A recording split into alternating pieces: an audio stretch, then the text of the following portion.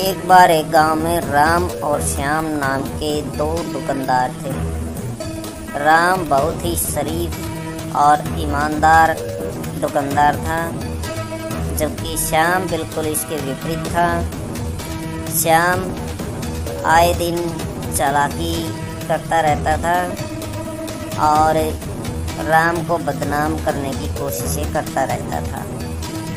एक बार श्याम राम के पास जाता है और कहता है कि मुझे अनाज और दाल की बोरियां चाहिए, मुझे किसी प्रोग्राम के लिए ये सब चाहिए, मैं बड़ा प्रोग्राम कर रहा हूँ। इसलिए राम जो है उसको दाल की और अनाज की बोरियां दे देता है। वो श्याम जो है उसमें गड़बड़ कर देता है और वापिस दे देता है।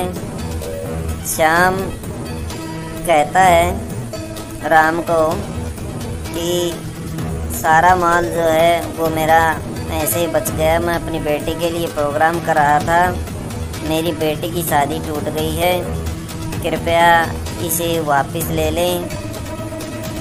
राम उसकी बात मान लेता है और उसका सारा माल वापस ले लेता है और उसे अपनी दुकान पर रख करके बेच देता है। अब उस माल के अंदर कंकड़ और अन्य अशुद्धियाँ मिलाई हुई थी, वो सारी ग्राहकों के पास चली जाती है। जब ग्राहकों को पता चलता है कि राम की दुकान से आया हुआ सारा राशन खराब है या उसके अंदर कंकड़ मिट्टी मिली हुई है, तो ग्राहक वापस उसकी दुकान पर शिकायत लेकर पहुंचते हैं। राम के पास बहुत सारी शिकायतें आती हैं। एक साथ इतनी शिकायतों को दूर करना उसके लिए मुश्किल हो जाता है और कुछ लोग तो शिकायतें लेकर के सरपंच के पास पहुंच जाते हैं। सरपंच राम को बुलाता है और बुला करके उसके सामने सारी बातें बताता है। राम कहता है कि आप जो मुझे सज़ा देंगे वो मैं भुगतने को तैयार हूँ, लेकिन ये गलती मैंने नहीं की है, फिर भी मैं सज़ा भुगतने को तैयार हूँ।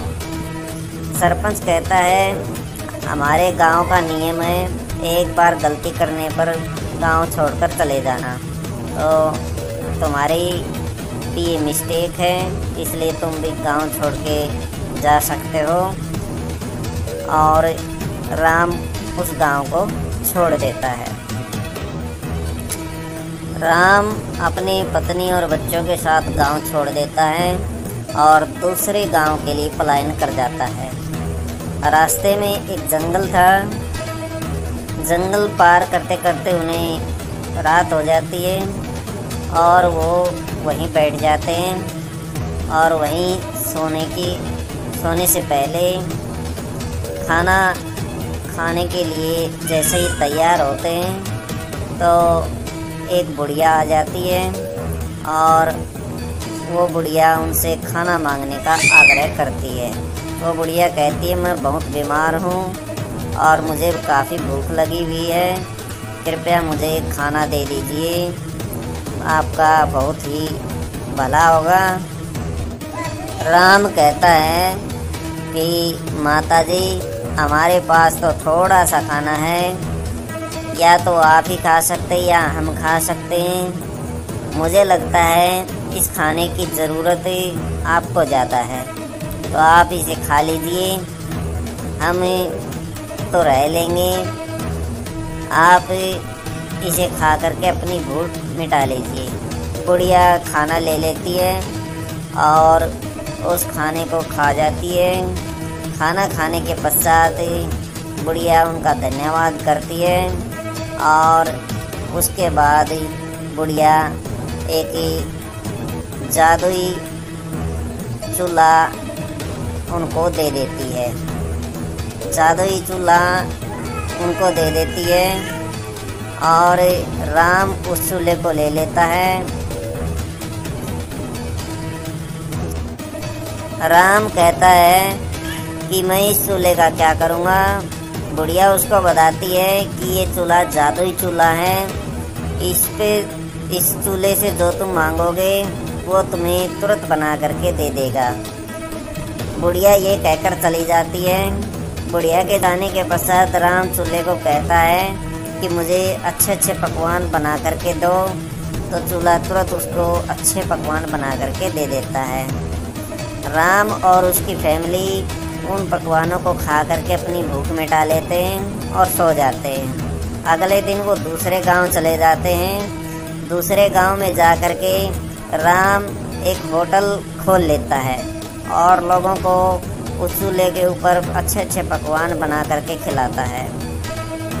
तो उसकी दुकान और होटल जो है पूरे गांव में मशहूर हो जाती है। इस तरह से राम अपने गांव और अन्य शहरों में काफ़ी मशहूर हो जाता है। उसके खाने की काफ़ी सराहना की जाती है। राम के पास काफ़ी पैसा हो जाता है। वो नए नए बंगले और गाड़ियां खरीद लेता है। जबकि दूसरी तरफ श्याम की ठगी का गांव वालों को पता लग जाता है और गांव वाले उसको भी गांव से निकाल देते हैं। श्याम जो है उस राम के पास आता है और उससे माफ़ी मांगता है। राम उसे माफ़ कर देता है और उसको अपने होटल में नौकर लगा लेता है। श्याम काफ़ी शर्म और पछतावा महसूस करता है। वो उससे बार बार माफ़ी मांगता है। राम उसे कहता है चलो जाने दो, जो भी हुआ ठीक हुआ, तुम अब यहाँ नौकरी कर सकते हो मेरे पास। एक रात की बात है, श्याम चोरी छिपे उस राम के चूल्हे को चुरा लेता है। चूल्हा चुराने से पहले ही राम को पता लग जाता है, क्योंकि राम को पता था ये ठग है, इसलिए इसके ऊपर नज़र रखना ज़रूरी है। रात को राम उसको पकड़ लेता है और पकड़ करके पुलिस को उसको दे देता है। पुलिस श्याम की काफ़ी पिटाई करती है और उसको जेल में बंद कर देती है। पुलिस श्याम को कहती है चलो तुम्हें जेल की हवा खिलाते हैं, ऐसे ठगों को खुला नहीं छोड़ना चाहिए।